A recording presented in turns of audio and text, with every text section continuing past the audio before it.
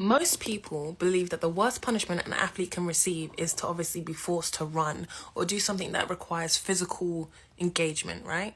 Well, I can top that. Have you ever been psychologically punished by your coach? I have. I have a story time. Back when I was 14 years old, I was asked to train at the under-16s Team GB national team camp, right, for basketball. We were in Manchester. Well, on one of our camp days, we had like team breakfast at 7:30 in the morning in the hotel.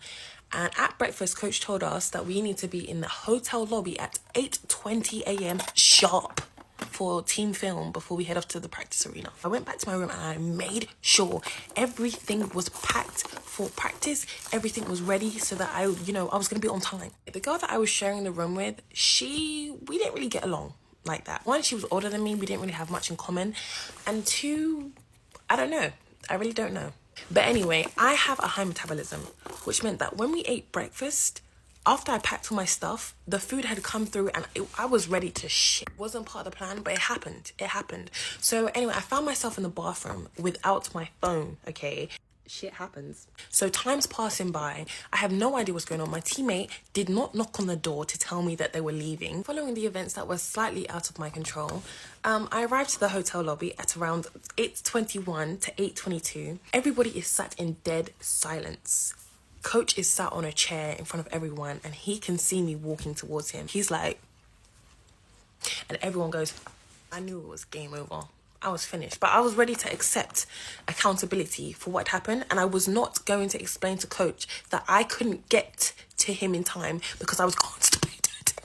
How am I supposed to tell you that I was constipated in front of everybody? That's embarrassing. All I could do was apologize in that moment and make sure that he knew I was holding myself accountable towards that. So anyway, we had our practice. We had a 3-hour practice, bro. Now, I'm not going to lie to you. Throughout the entire 3 hours of practice, all I was thinking was, coach is going to make me run at some point in front of everyone. And I was just preparing for it mentally. Practice is over now and everyone's like, oh, thank God, we're so tired, So then I hear a few like giggles here and there, and under people's breaths, I can hear them going, oh, Tamara's in trouble. Tamara's in trouble. I bet you wished I was Jade. And I bet you wished I was Becky. But guess what? Coach said, all right, Tamara, you were late to film this morning despite my specific orders. I'm hearing people giggling, by the way. I'm thinking, bro, let me prepare to get on this line. I want you to go and stand on the sideline. I'm thinking, okay, maybe he's going to make me run like halves, like for good 10 minutes. I go stand on the sideline and he shouts out, everyone else, go and stand on the baseline. I'm thinking, on the baseline? What are they doing on the baseline? Now everyone's like kind of confused. I'm confused. They're confused. Where is this going, sir? So then coach shouts out to everybody on the baseline, I want you all to run a 17, and anybody that cuts the corners or doesn't touch the baseline, we start again. Turns to me and he goes, Tamara, you're going to stand on the sideline, you're going to watch your teammates, and you're going to clap for them because they are running because you were late. Excuse me. Are you trying to get me killed? No, coach. Do you want me to get murdered in my sleep? Mocked by my own teammates? I said, are you serious? He looked at me and said, dead serious. Start clapping. So I'm clapping now. These girls are running. I'm there like, let's go, girls. Let's go. I was 14. I was the youngest. And you think it ends there? These men finished their 17. So they've gone up and down 17 times. Up and down is 1, okay? They've done this 17 times. And he says, all right, everybody in a circle. So I walk to the circle now. He goes, no, Tamara, you stand right there. I'm thinking, it's not over. He says, everyone get in a plank. Everyone get in plank position. He says, all of you are going to do a 4-minute plank.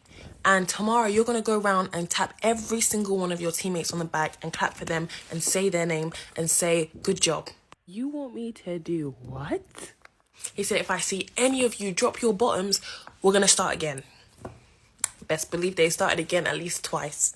So they ended up planking for like 12 minutes. I'm going around. Good job. Good job, Amelia. Amelia looks at me. I'm like, good job, Jade. Now here's the joke. When it was time for us to get selected or cut from the team to make the final 12, Coach brought me into the office, sat me down. I was sat in front of him and the assistant coach, and they go to me, "You've had a really good camp. We're really proud of you. You've really showed through and you have a lot of tools in your bag. But one thing that we want to know, why were you late?" I looked at him and I said, "Coach, do you really want to know?" I said, "Coach, I truthfully was late because I was constipated." I said, "Nobody knocked at the door to tell me that they were leaving. My phone was in the bedroom and I had no idea." When I tell you this man laughed in my face, he barely laughed in my face. Him and the assistant, together, were laughing like I was Kevin Hart. I'm sitting there with the most confused face. I don't know whether to laugh or cry. I was traumatized. He said to me, he was like, "Why didn't you just tell me that?" What do you mean, why didn't I tell you that? If I had told you, Coach, that I did not make it on time because I was constipated, do you think that in that moment you would have been okay with that? Anyway, I made the team. That's all that matters. But I made the team at the cost of being hated by all of my teammates for the entire European Championship. When I tell you, it was hell. Am I the astronaut for yelling at my pregnant sister-in-law and telling my husband to choose me or her? Also, trigger warning. This involves pregnancy loss. This is a hard story to hear and it's gonna enrage you. Please be prepared. See, I know the title sounds wrong, but please hear me out. I'm currently typing this all up while my husband's entire family is sitting downstairs. So I, 29 female, have been married to my husband for 8 years. About 2 months ago, I had my third miscarriage. 31 weeks, almost full term. Damn. I won't be talking about it because it makes me feel so depressed, but you'll need to remember this. About 4 months ago, my sister-in-law, 20, came crying at our doorstep telling us that she was pregnant and her boyfriend didn't want anything to do with the pregnancy and had nowhere to go. My husband and I openly took her in and welcomed her into our home with open arms. For the first few weeks, it was really hard for her, understandably. I sat with her for hours, holding her when she cried, binging our favorite TV shows, and eating so much ice cream we literally fell into a coma. It was really bonding for us, so I thought. Here's where it starts going downhill. I take pride in my neat, clean home. My sister-in-law, on the other hand, did not. She would leave her clothes all around the house, leave her dirty dishes wherever, and even went as far as leaving her personal toys on our living room table. I tried to talk to her directly before I talked to my husband, but she immediately started crying and told me she would try to be cleaner. I hugged her and told her it was okay, but this was a clear boundary for me. She told me it would not happen again. But it only got worse. Oh my God, it got worse. She told me I was expected to do her laundry and dishes and clean her room daily because she's the pregnant one. Well, I do understand how hard it is being pregnant. I just couldn't feel like a maid in my own home. Disclaimer, I bought this house, not my husband. It was all me. Not to mention the recent loss of my child. So I told my husband, but what he told me shocked me. His exact words were, "Honey, she's going through a lot right now. We really should be helping her out. Plus, it might make you feel better to take care of someone who's pregnant." Okay. I was pissed to say the least. Make me feel better?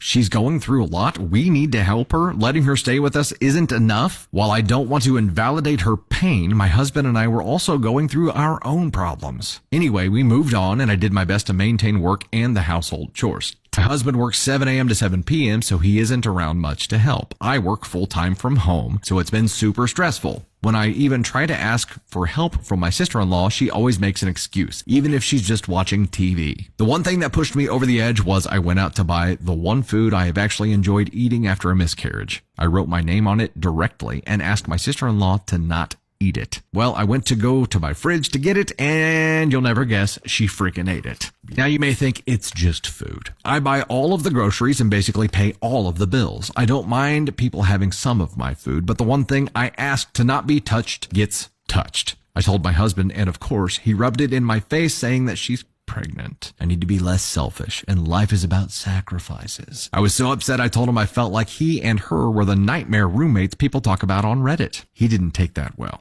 Which leads us to my title. My sister-in-law planned a random baby shower party thing at my house. I personally didn't know if I could even be home when this was happening. I felt so hurt that she wouldn't talk to me knowing everything that had happened and that she would just invite random strangers into another person's home before asking. My husband urged me to go, told him it would permanently affect mine and her relationship. So I told him I'd go. Don't understand that line, but that's okay. We'll push forward. About halfway through the party, my husband and sister-in-law announced that they wanted to show the nursery to everyone. I was confused. Nursery? Is she staying that long? What room did she turn into a nursery in my home? They told everyone to head upstairs, and that's when it hit me. They were talking about my nursery for my baby that I had just lost.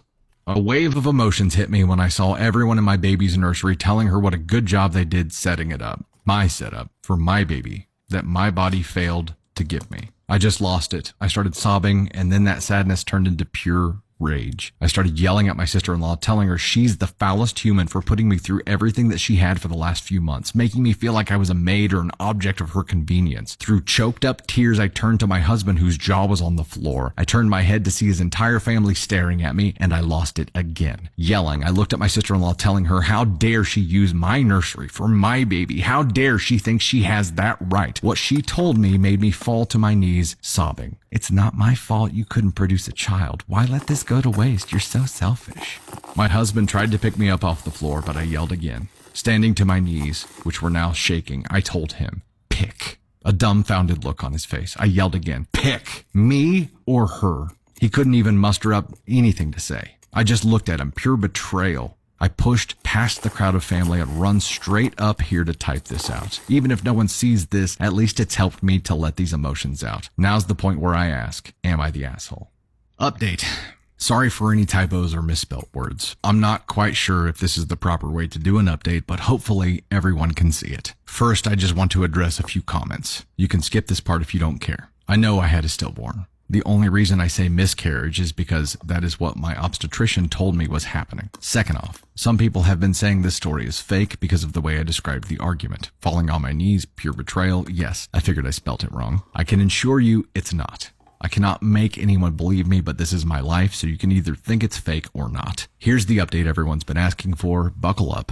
It's a long one. After posting my story on Reddit, I sat on my bed, wiping my tears and telling myself I will not take this disrespect. I walked downstairs, shutting my nursery door on the way. I was greeted with everyone comforting my sister-in-law. I kindly asked everyone besides my sister-in-law and husband to respectfully get the out of my house. After all of the dirty looks and shaming, it was just my husband, sister-in-law, and myself. They sat themselves on the couch, not saying anything. I sat with them. The silence felt like forever. None of us had anything to say. I knew I'd have to start the conversation. I looked at my husband and said, "Did you decide?" He looked at me just staring. I asked again in a firm tone this time. He ended up mumbling some sort of insult, and I couldn't really make out what he said. Something with bitchy. I stood up and told them both to get out. Then they wanted to talk, telling me that this is all a misunderstanding. They're sorry, blah, blah, blah. I grabbed a backpack from my shoe closet and told them to pack their shit. My sister-in-law told me I couldn't just make her leave, and I was a horrible person. I laughed in her face and told her this is my house, and I can do whatever I want. My husband stood next to me and told her it was only for a little while. I turned to him and said, "Oh, you too, get out." He got all mad and told me we were a married couple and that this isn't how marriage works. Awfully hypocritical of him, isn't it? I told him, no, it's not. Marriage is where two people support each other and not treat their wife like shit. They both ended up leaving after many insults towards me. Oh, but wait, it's not over. This morning I was getting ready for a Zoom meeting with a few coworkers when my husband showed up. I let him in, telling him to get whatever he needed and to go because I had to work. He started apologizing, telling me he wants to make it right. I told him I just need time away from him. Then he threw in my face, "Well, it's not my fault. You lost our children. Maybe this would have never happened. My sister was right. You are selfish." I have never ever made my husband feel like he cannot grieve with me over this. Never made him feel less than because of his pain. I turned around and slapped him in the face.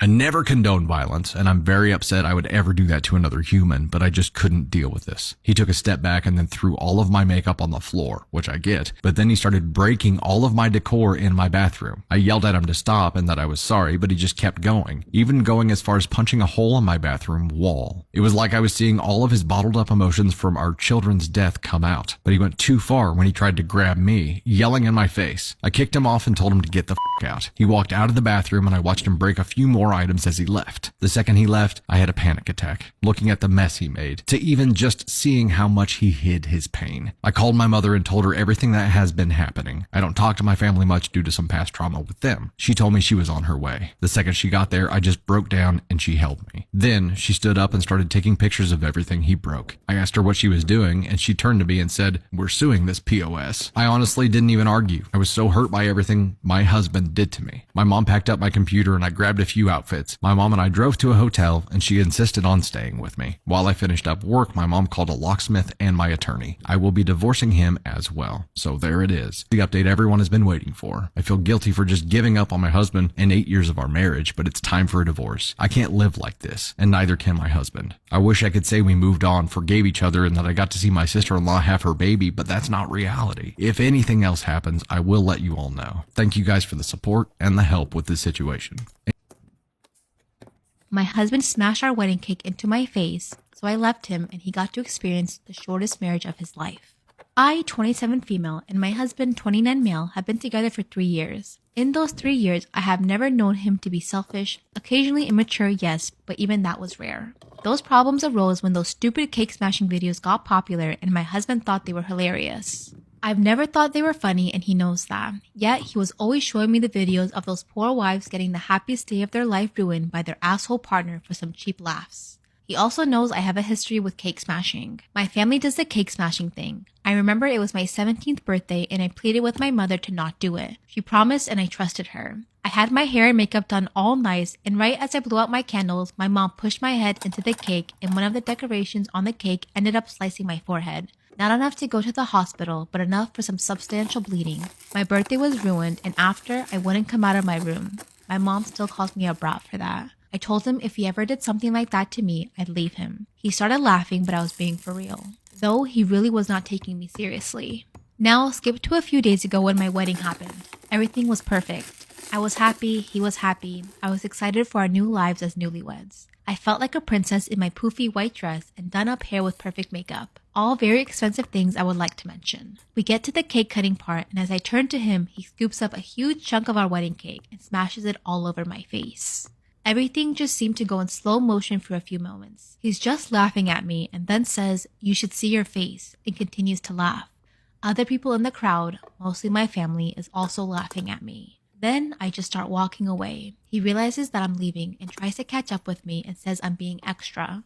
I push him away and order an Uber. As I get outside, most of the crowd is following me, telling me to come back. I get into the Uber and drive away. I drove to our apartment and packed most of my things and went to stay at a hotel. My family and his family have been blowing up my phone for days, saying I'm being childish and my husband is a good man and it was just a joke.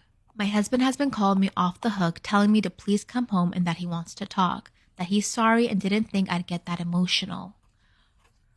This was supposed to be the happiest day of our lives, and he embarrassed me in front of everyone for some prank that he knew I hated. Not only that, he ruined a $500 cake. He ruined my makeup, my hair, and the top of my dress. The cake got all over it. Though I do still love him, and I'm wondering if I really was too hard on him. That seems to be everyone else's opinion. So, what do you guys think? The title of this story is My Ex-Boyfriend and I Were Together for Just Over 3 years. We broke up because our parents, my mother and his father, got engaged. He pulled a lot of shit, but I'm going to try to condense it. They spent months referring to us as siblings and introduced us to people as our children and constantly joking about us as though we were full-blood relatives when there's not even a distant relation. When they got engaged, there even came more comments about how we were going to be a regular nuclear family with a married couple and their children and mom telling me I should think of my ex and his sister as my siblings. A bit before the breakup, I had a pregnancy scare. I told my mom, who said it was good I wasn't pregnant because how will you explain to the grandbabies that you have the same parents? They got engaged and had an engagement party where my ex wasn't in attendance, but I was. At the party, my mother gave a speech and said, "Thanks to our children, X and OP, for helping create this wonderful little family unit of ours, aside from your incest." Then had to deal with that for the rest of the party, and X and I wound up breaking up within a week because now our entire extended family and family friends were joking about it. The wedding was on Valentine's Day. We hadn't spoken since the breakup, but X contacted me and asked how I wanted to handle it, and we agreed either we both go or neither of us go. I can tell you which one I'd do right now. Not going. We both flip-flopped back and forth on if we were going or not, but ultimately agreed to go because it would look worse if we didn't go at all, and we were both asked to be in the wedding party. It went about the same as any other wedding would go, right up until the DJ said that our parents wanted to dedicate a song to their children. And then he played Sweet Home Alabama. Me and X left after that, but my mom followed. She said it was just a joke. We didn't need to get all huffy about it and begged us to come back inside.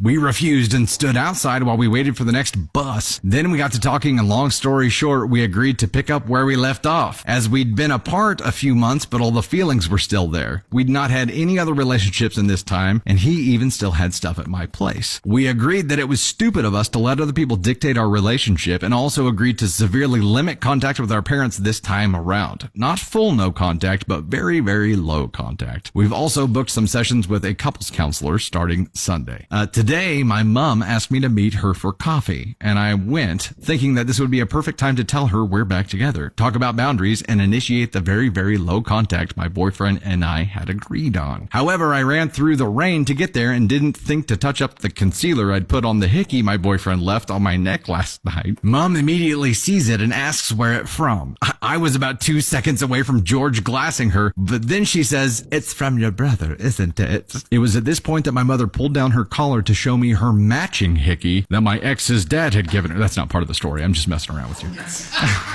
I then snapped, "He's not my brother." She now knows everything she needs to know and basically says that she's been married less than a week and I'm already trying to ruin it. I got a bit upset and responded that she essentially ruined my relationship of 3 years in favor of her relationship of less than 18 months, and we've only just started rebuilding what they ruined. She then says, "Clearly, we didn't do a good enough job if you're already mending it." I directly asked if she was trying to break us up. She admitted that she and my new stepdad had entered into their relationship with the sole intention of ending ours because we said once in passing that we had been looking at houses a bit under an hour away so we could have a garden for future kids, and they didn't want to have to drive 2-hour round trip to see us.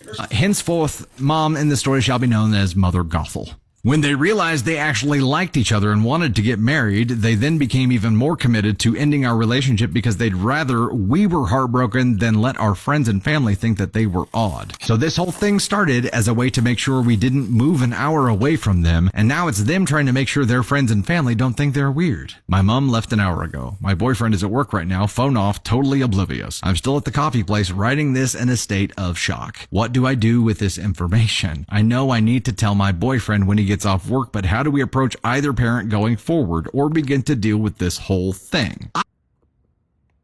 I'm considering leaving my fiance because of what his ex told me. I, 25 female, have been with my fiance Sean, 35 male, for 3 years. He proposed to me in December and I happily agreed.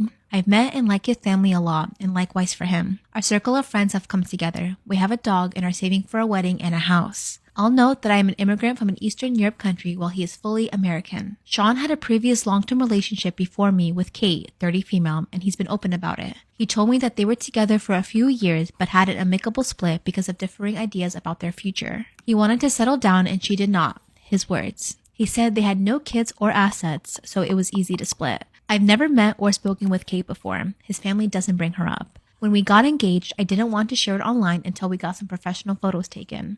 I have a large following on Insta, which we took a couple of weeks ago. I just received them last week and posted a couple of pics announcing our engagement. The very next day, Kate DM'd me. I knew it was her because the name matched and I recognized her picture from my fiance's old posts. She was very direct and said that I need to know the truth about Sean. According to her, they did not break up amicably, but rather he left her when she received a serious medical diagnosis. Also, they had apparently been married. I did not believe her at first, but she sent me lots of proof.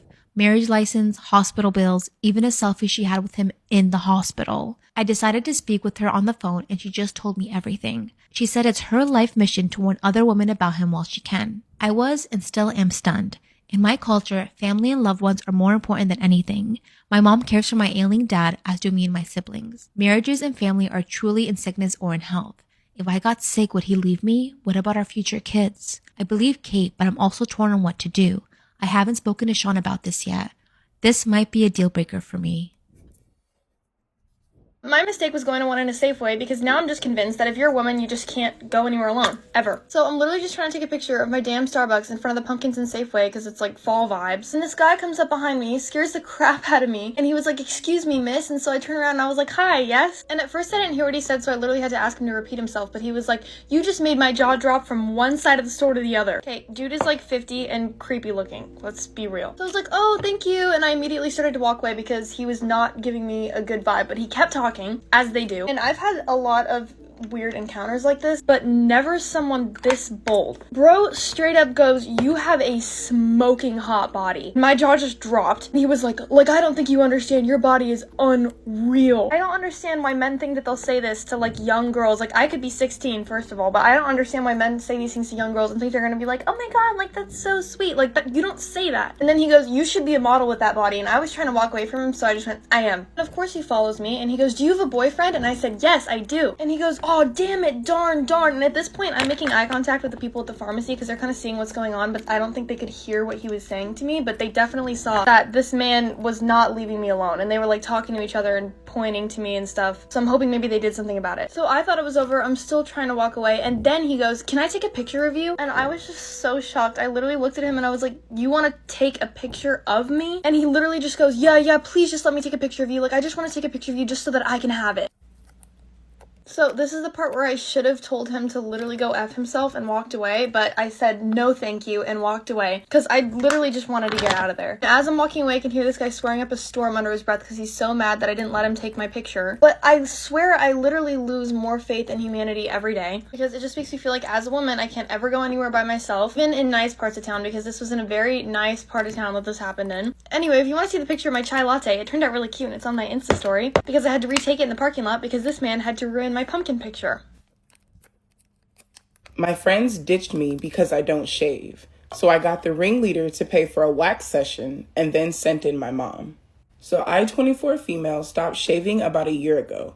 I never really liked it, and I finally started dating someone who also doesn't shave, and they helped me become more comfortable with my body. It's been awesome. However, not everyone that I know sees it like that. My parents have stopped pestering me about it, but my friends still make offhand comments. I've been taking them as lighthearted jokes, but this past weekend cemented that they were definitely more malicious.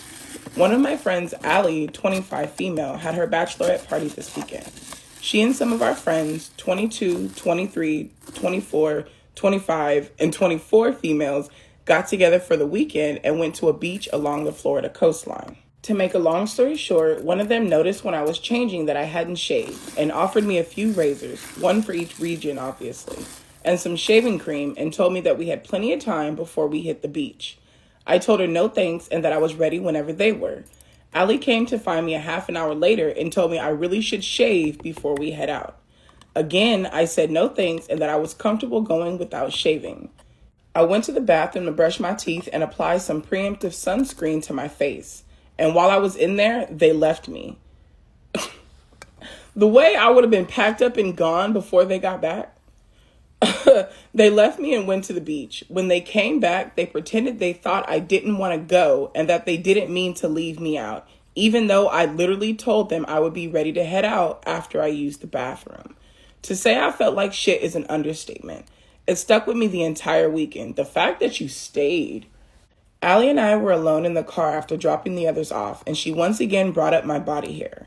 At that point, I was so angry, I told her fine. If she'd make me an appointment with her waxer, I'd get a Brazilian. She was excited and agreed and told me that I would love it. She texted me the info later on. Once I had it, I called up my mom, who gets waxed when she has the time and the money for it, as she prefers it to shaving, and gave her the info and told her to go get a free wax. I didn't tell her Allie paid for it for me, just that I thought she deserved a free trip. So happy not birthday or whatever. Allie texted me right after the appointment was meant to be over and asked me how it went. I told her I sent my mom and she was very pleased with the experience. She lost her shit. Serves her right in my opinion. Also, my mom knows the truth behind what happened. She's in my corner about it. She's also just happy to get a free and very nice waxing session.